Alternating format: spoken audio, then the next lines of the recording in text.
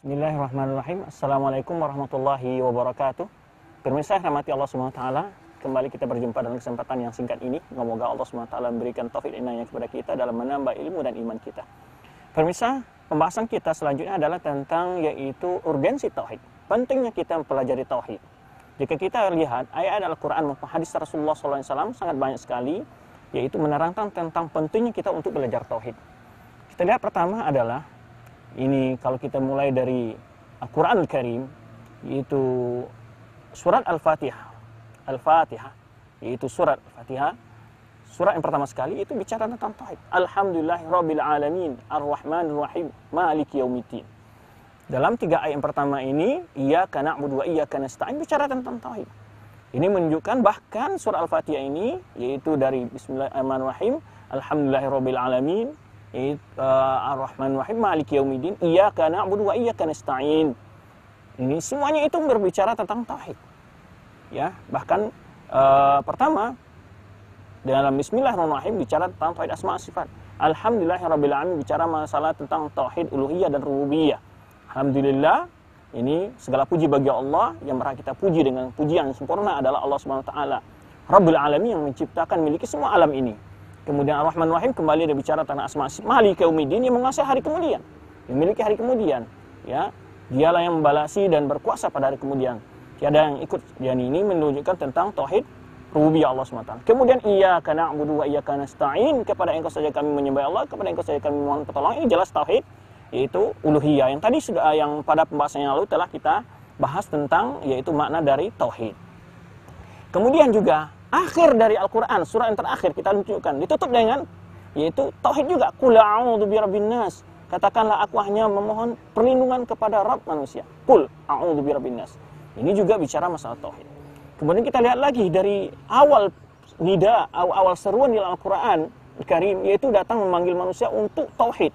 Yang kemarin kita sebutkan bahwa tauhid apabila diitlak adalah masuk dalam tauhid uluhiyah, bukan tauhid rububiyah. Itu mengesahkan Allah dalam sebuah ibadah. Seperti firman Allah Subhanahu wa taala, ya ayyuhan nasu u'budu rabbakum alladzi khalaqakum walladzina min qablikum la'allakum tattaqun. Ini awal nida. Kalau tadi kita tunjukkan bahwa Al-Qur'an dibuka dengan tauhid, ditutup dengan tauhid. Ini menunjukkan bahwa inti diturunkannya kitab suci adalah untuk menegakkan tauhid. Dalam Al-Qur'an penuh dengan hujah-hujah tauhid. Ada hujah aqliyah, ya, yang mana Allah bicara mengajak akal manusia untuk berpikir. Ini am khuliqum min humul khaliqun. Seperti firman Allah SWT, am khuliqum min ghairi syai'in humul khaliqun. Ini kan bicara masalah tauhid. Apakah mereka itu am khuliqum min ghairi syai'in? Apa mereka itu diciptakan tanpa ada yang menciptakan? Ini am humul khaliqun, atau apakah alam ini terjadi, diri mereka ini terjadi dengan secara tiba-tiba? Tidak ada yang mengatakan demikian. Am humul khaliqun, ataukah mereka sendiri yang menciptakan diri mereka? Juga tidak ada yang mengatakan dirinya sendiri menciptakan dia. Ini semuanya berhujah tentang tauhid. Maka kita sebutkan tadi bahwa inti diturunkan di kitab suci semuanya kepada anbiya adalah untuk menegakkan tauhid. Contoh tadi yang kita sebutkan dalam Al-Quran, dimulai dengan ayat-ayat bicara masalah tauhid, juga Al-Quran ditutup dengan ayat bicara dengan tauhid. Kemudian yang kedua adalah awal nida. Ini panggilan yang pertama dalam Al-Quran, ya ayyuhan nasu u'budu rabbakum alladzi khalaqakum walladzina min qablikum la'allakum tattaqun.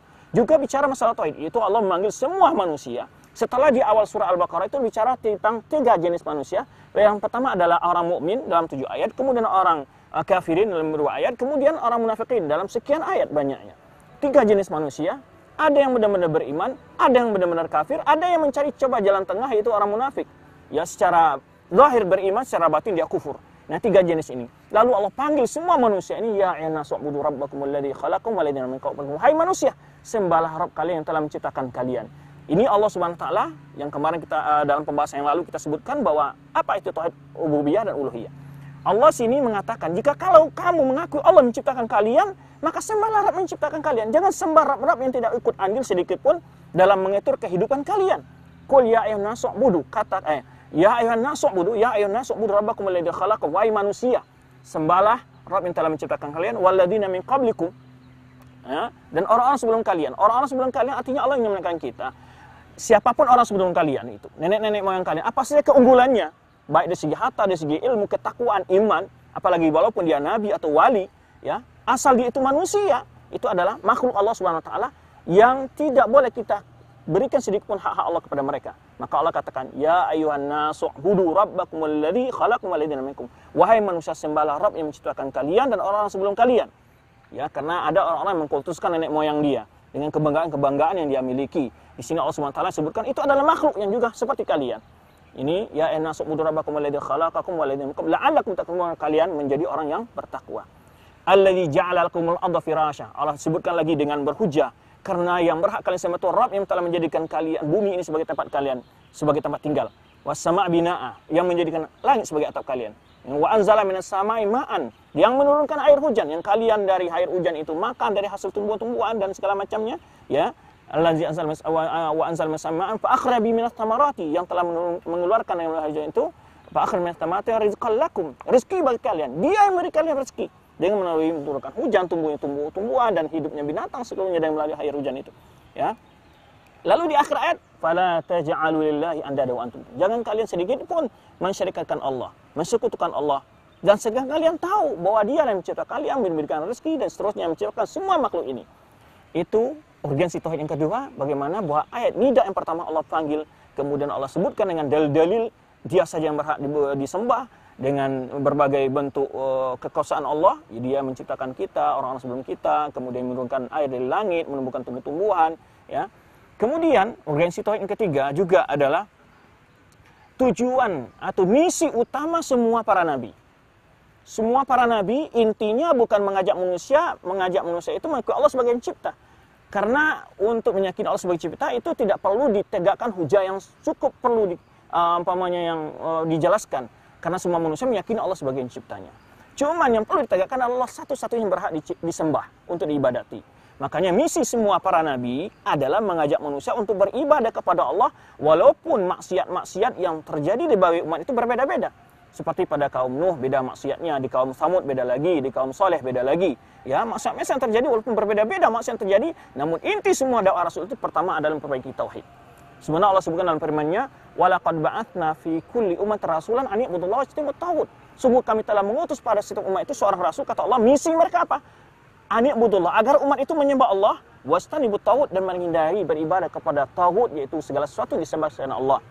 Ya, taghut ini bisa berarti segala makhluk yang disembah selain Allah, apa berbagai mungkin binatang, mungkin tumbuhan, mungkin bebatuan, pepohonan, atau mungkin juga bisa manusia, ya, atau mungkin juga bisa keris atau binatang-binatang benda-benda yang kuno dan seterusnya. Dan kemudian misi yang pertama, bahwa urgensi tauhid yang ketiga menunjukkan bahwa misi utama para rasul itu adalah mengajak manusia untuk mengesahkan Allah dalam bentuk ibadah umat manusia ini semuanya kepada Allah Subhanahu wa taala. Ayat yang lain menceritakan, ini Allah sebutkan dalam firman-Nya, "Wa ma arsalna min qablika min rasulin." Allah katakan kepada rasulnya, tidaklah seorang pun kami utus sebelum engkau dari seorang rasul, illa nuhi ilaihi, kecuali yang kami wahyukan pada dia itu, yang utama kami wahyukan adalah annahu la ilaha illa ana, kata Allah, fa'buduni. Kata Allah bahwa yang inti misi utama mereka itu menyerahkan kepada umat mereka, yang kami wahyukan pada mereka, perintah yang utama yaitu adalah bahwa tiada yang berhak disembah, tiada Tuhan yang berhak disembah, kata Allah, kecuali aku, kata Allah Subhanahu wa taala, fa'buduni, maka hendaklah mereka itu menyembah aku kepada Allah, kata Allah Subhanahu wa taala. Nah, ini urgensi tauhid yang ketiga. Kemudian bahwa menunjukkan berapa pentingnya tauhid adalah pondasi Islam. Tidak akan tegak Islam seseorang kalau dia tidak punya tauhid. Makanya Rasulullah SAW sebutkan dalam sabdanya, "Buniyal Islam ala khamsin," sebenarnya hadis Umar radhiyallahu anhu, ala khamsin. Islam itu terdiri dari 5 pondasi. Yang pertama adalah syahadatu alla ilaha illallah. Yang pertama adalah tauhid, kalimat tauhid. Ya, dalam hadis Umar bin Khattab juga menyebutkan, ketika Rasulullah SAW ditanya tentang Islam oleh Jibril alaihissalam, "Mal Islam?" Al-Islam an tashhadu an la ilaha wa anna Muhammadar Rasulullah. Bahwa Islam itu adalah engkau bersaksi bahwa tidak berhak sembah kecuali hanya Allah dan Muhammad itu adalah utusan Allah. Jadi tauhid adalah inti Islam, dasar sebuah Islam. Maka tidak betapapun banyak ibadah seorang kalau dia tidak punya tauhid, kalau tidak landasi oleh tauhid, yang nanti akan kita jelaskan betapa bahaya syirik, menyebutkan batalnya amal seseorang, tidak ada artinya. Walaupun dia bersedekah miliaran rupiah, triliunan rupiah, sholat siang malam, puasa dan seterusnya, kalau dia tidak memiliki tauhid, maka ibadahnya tidak akan diterima oleh Allah Subhanahu wa taala. Nah, ini bahwa tauhid adalah pondasi Islam. Maka oleh sebab itu kekuatan keimanan seseorang tadi mampu untuk menegakkan amal ibadahnya apabila tauhidnya sangat tinggi dan sangat kuat. Pemirsa yang rahmati Allah Subhanahu wa taala, demikian pentingnya tauhid itu. Allah Subhanahu wa taala menyebutkan bahwa inti misi utama para rasul adalah mengajak manusia untuk mengesahkan ibadah mereka kepada Allah Subhanahu wa taala. Demikian pula Rasulullah SAW melihat, kita lihat dalam sunnah beliau ketika beliau mengutus para dai, mengutus utusan untuk menyuruh manusia kepada Islam ini, sebagaimana disebutkan oleh Ibn Abbas bahwa Rasulullah ketika Rasulullah ba'atsa Mu'adzan ila Yaman, ketika Rasulullah mengutus Mu'adz bin Jabal ke Yaman, Rasulullah pesankan kepada dia, yaitu falyakun awala ma tad'u ilaihi syahadatu alla ilaha wa anna muhammadar rasulullah. Ini yang pertama.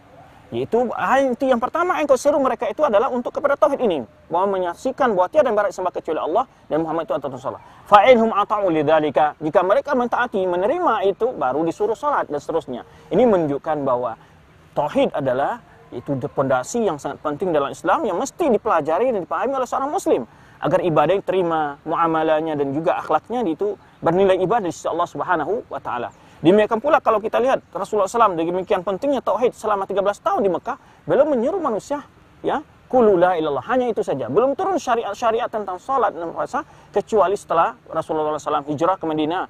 Ini menunjukkan betapa pentingnya tauhid. Karena dengan tauhid inilah baru terima ibadah-ibadah kita. Maka ketika Rasulullah di Mekah selama 13 tahun mengajak manusia hanya kepada tauhid semata, yaitu mengajak manusia untuk beribadah kepada Allah semata. Nah, di sini sadarlah kita bahwa kita tahu betapa pentingnya kita sebagai seorang muslim mengerti tentang tauhid dan betapa kita harus membaca buku tentang tauhid, menghadiri kajian-kajian tentang tauhid dan seterusnya. Dan banyak lagi sebetulnya dalil tentang menunjukkan tentang urgensi tauhid ini. Barangkali yang dapat kita sampaikan dalam kesempatan ini hanya demikian. Insyaallah pada kesempatan lain kita coba menyinggung kembali tentang hal-hal ini pada poin-poin atau pembahasan yang lain insyaallah. Demikian wabillahi taufiq wal hidayah. Wassalamualaikum warahmatullahi wabarakatuh.